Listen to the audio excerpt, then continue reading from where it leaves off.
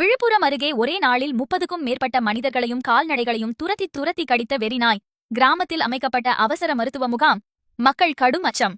விழுப்புரம் அருகேயுள்ள கடையம் கிராமத்தில் திடீரென வெறிபிடித்த தெருநாய் ஒன்று வீதிகளில் இறங்கி கண்ணில் பட்டவர்களையெல்லாம் துரத்தி துரத்தி கடித்து குதறியுள்ளது. இந்த கொடூர சம்பவத்தில் ஒரே நாளில் 30க்கும் மேற்பட்டோர் படுகாயமடைந்தனர். பாதிக்கப்பட்டவர்கள் உடனடியாக கடையம் அரசு மருத்துவமனை மற்றும் முண்டியம்பாக்கம் அரசு மருத்துவக் கல்லூரி மருத்துவமனையில் சிகிச்சைக்காக அனுமதிக்கப்பட்டனர்.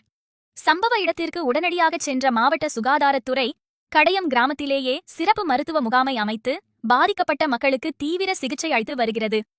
மனிதர்களை மட்டுமல்லாமல் கிராமத்திலிருந்த ஆடு மற்றும் மாடுகளையும் அந்த வெறிநாய் விட்டு வைக்கவில்லை. கடியால் பாதிக்கப்பட்ட கால்நடைகளுக்கும் கால்நடை பராமரிப்புத்துறை மருத்துவர்கள் தீவிர சிகிச்சை அளித்து வருகின்றனர். ஒரே நாளில் 30க்கும் மேற்பட்டோரை கடித்து குதறிய இந்த சம்பவத்தால் கடையம் கிராம மக்கள் தீவிர பீதியில் உறைந்துள்ளனர். அசம்பாவிதங்கள் தொடரும் முன் உடனடியாக தெரு நாய்களை பிடிக்க உள்ளாட்சி நிர்வாகம் நடவடிக்கை எடுக்க வேண்டும் என கிராம மக்கள் கோரிக்கை விடுத்துள்ளனர்.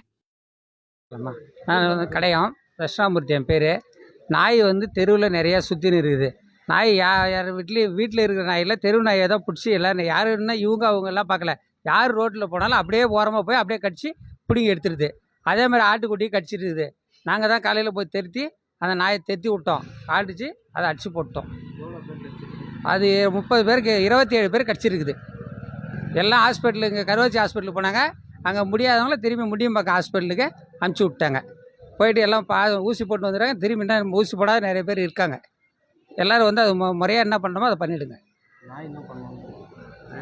நாய் பிடிச்சின்னு போயிடணும். நாயை ஊர் நாய் பிடிச்சின்னு போயிடுங்க. யார் ஒரு நாயை கூட தெரு நாயெல்லாம் சுற்றுறதை மட்டும் பிடிச்சின்னு போயிடுங்க. அவ்வளோதான். வேறு வீட்டில் இருக்கிற நாயெல்லாம் யாரும் ப்ராப்ளம் இல்லை. அது தடுப்பூசி முறையாக போட்டு பண்ணிவிடுங்க. தட்சிணாமூர்த்தி கடையம்.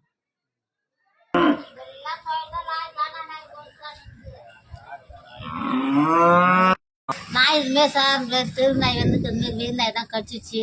ஆஸ்பத்திரி போயிட்டு வந்துக்கிறோம். பசங்களாம் நிறைய பசங்க கடிச்சிச்சு. இப்போ தான் எடுத்துன்னு போய்க்கிறோம் ஆஸ்பத்திரி. கடிச்சி சார் 10 பசங்களாட்ட கடிச்சு இப்போ தான் ஆஸ்பத்திரி எடுத்துன்னு போய்க்கிறாங்க. இங்கேயும் ஆஸ்பத்திரி போனேன். 32 பேராட்ட கடிச்சிச்சு. ஆட்டுக்கிட்டையும் கடிச்சிச்சு, மாட்டையும் கடிச்சிச்சு.